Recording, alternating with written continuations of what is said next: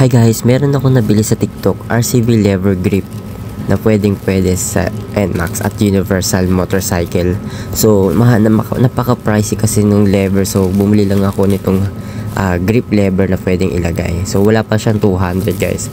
So ito ang itsura niya. So genuine siya. So doon lang tayo sa mga trusted na shop at sa mismong RCB makakabili nito. Yan, free shipping lang po. So ito ang kanyang itsura. Dalawa na siya pare, so color black, universal, kahit sa anong motor pwede siya. Yan. At abot kayang presyo, naka RCB ka na. Yan, original. Yan, may authentication sticker yan. Yan. At meron pang libreng sticker. So ito, panoorin nyo kung paano siya ikakabit sa aking motor pala. So ito siya.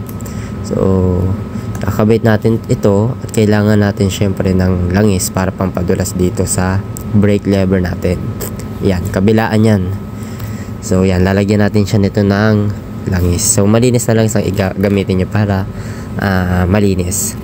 So ganun lang kasimple. So ikakabit lang natin siya, lalagyan natin yung loob nito at lalagyan din natin yung mismong brake lever ng langis para dumulas at madali siyang ipasok. Yan, tapos papaikot-ikutin na natin siya habang bubuksan.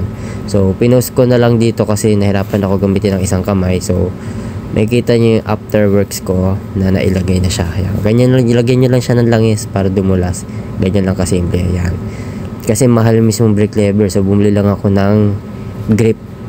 Yan, para naka RCB pa rin, pamporma, dagdag forma. Yan, nakikita nyo yung handle grip ko, naka RCB na. So yung brake lever na lang. Ayan ang kanyang afterworks. So nailagay ko na. Yan, RCB. Yan, tatak RCB. Yan, sa mga gustong umorder nito, just click the yellow basket below. Wala pa siyang 200 guys, free shipping na para sa inyo. Mabilis lang ang deliver at good ang packaging. So please don't forget to like, share, and subscribe sa ating YouTube channel. And siyempre sa ating TikTok, please follow na rin at share our video. Thanks!